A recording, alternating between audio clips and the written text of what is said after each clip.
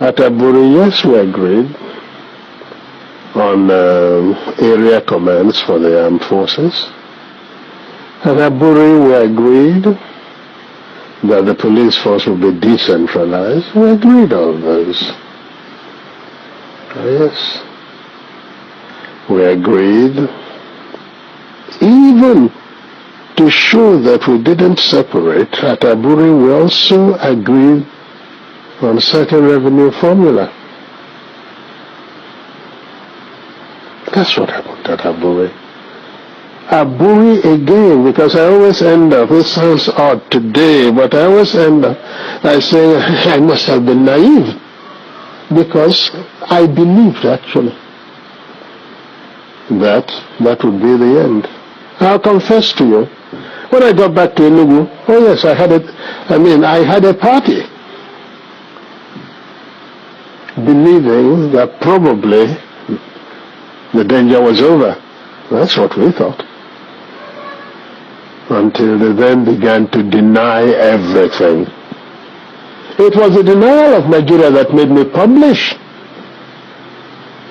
the tapes of Aburi, because we had insisted that each one should have a set of tapes.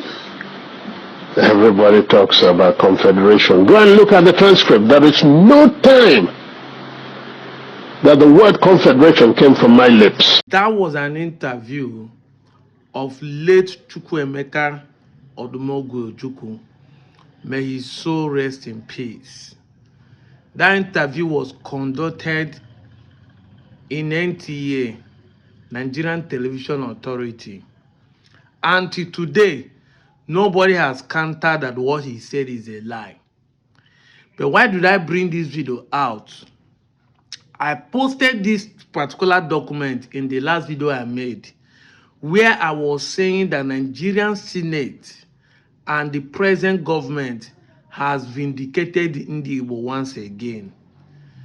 Because as of 1967, in Aburi, 4th and 5th January, the agreement Ojukwu and Gowon had, one of them is that Nigeria will remain in a loose federation.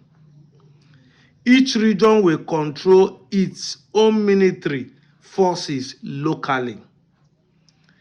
The central government would not make major decisions without the approval of other regional governors.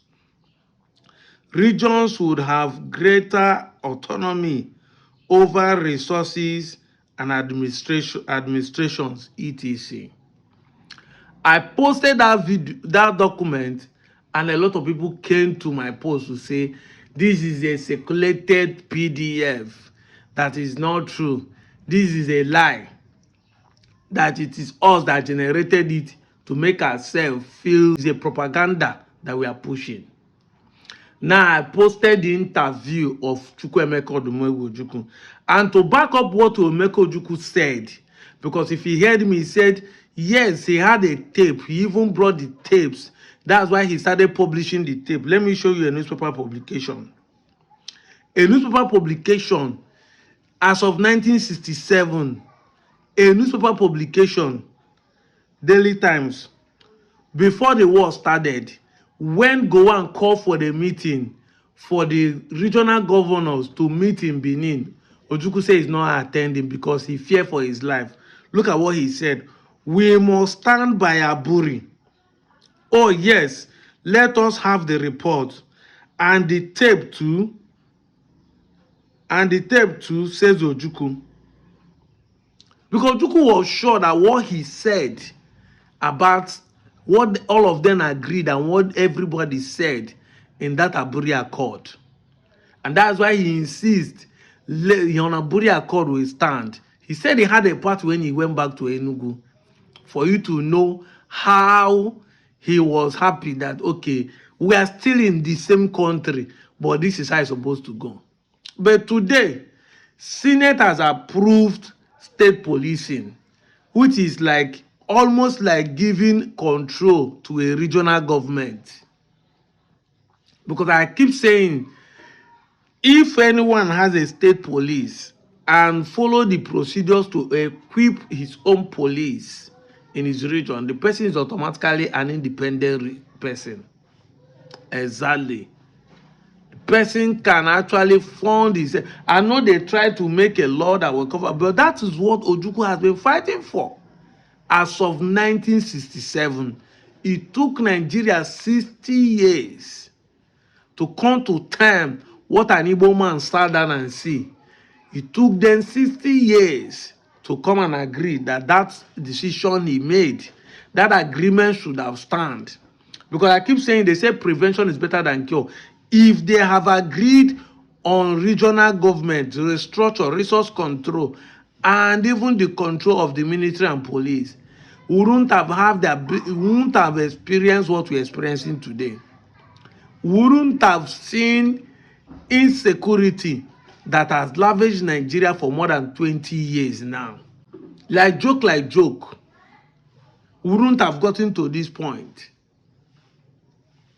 And of course, what they are afraid of is sunset of Nigeria having the resource and developing more than each other. But even as that part of Nigeria does not have the control of their resource, they are still developing more than other people.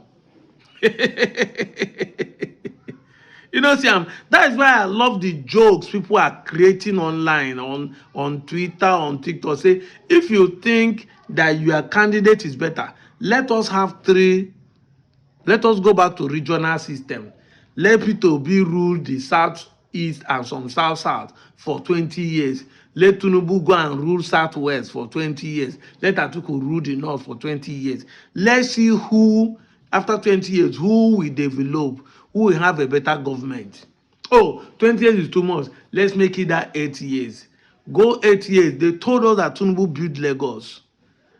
Atiku is a better candidate than Tinubu. Let them hold their position for 8 years. Let Peter Obi hold for 8 years. Let's come back and see who will do better, who will develop, who will put infrastructure, who the people will enjoy more. Today, with all the marginalization, not me, but quoted from the Nigerian Bureau of Statistics, that the most developed region in Nigeria are Southeast, followed by the South. The most educated set of people are the Southeast. The most educated women in Nigeria are the Igbo women. They don't have Dangote, they don't have $1, but they have plenty billionaire. Yet they're the one that's not included in the federal character. They don't want them to be employed in the federal system. They don't want them to be president. They don't want them to do this. They don't want them to that. Nevertheless, they are still the one having more life expectancy, poverty alleviation. They have less poverty people in their society. Dropout school children, they have less dropout school children at their places. Individual development, everything still falls back to the same people that the system preach lies. Now, if they now tell you now they are doing better, you say na ritual money, you say na drug money. Even those who push the drugs are from the West more. NDLA will tell you that. Say it's ritual money. Instead of you to accept that you cannot compete with them, you start giving excuse. This is why I brought this video, for you to know that Nigeria has vindicated Ojukwu once again. Nigeria has vindicated Ndib once again. If Nigeria has obeyed the 1967 Aburi Accord, we would have developed faster than this. They yielded to the pressure of the British government. Because at the end of the day, they still went back to point finger to the British government. And the European forces are the one behind it. Like I always said, if person tell you to put hand in the fire and you put hand in the fire, who do you blame? Yourself. You should have known that the fire will burn you. Just like when Nigerians come and say, America is the one sponsoring terrorists. I say no. If America come to Nigeria and give you arms to go and kill your brothers, you are the more person. Person cannot tell you to put hand in the fire, you put hand in the fire. You are the one who wanted to do evil and somebody now sponsored you. Because if you don't want to do evil and somebody comes and tells you, say, take this and do this, you will say, no, I will not do it. So you stop pointing finger to others, but acknowledge that you are at fault. Acknowledge that you are the cause. Acknowledge that you are evil. Every time you say America are the one sponsoring it, did they just why are they not sponsoring other regions? Why are they not sponsoring other people? There are people that have been so peaceful in this country, like the people from Akwa Ibom, the Efik, the Annam, the BBOs. Why are they not sponsoring them? Why are they not sponsoring TVs? As we are killing people in Kaduna, in Birion, in Jos, in all those places, why are those people not being sponsored in order to retaliate the Boko Haram boys? Why are they not being sponsored? Instead, when they even defend themselves, Nigerian government come and disarm them. Because they don't have intention to do evil. They only pick arm because they want to defend themselves. When the pressure is hot, even the goat will face the lion. That is what is happening. So anytime you point finger to certain people, look, they say when you are pointing finger to one finger to people, 3 say you are the problem. Finally, I just showed you the proof why I said what I said, that the state police is showing that Ndi Igbo has more vision. They can see tomorrow more than any other person.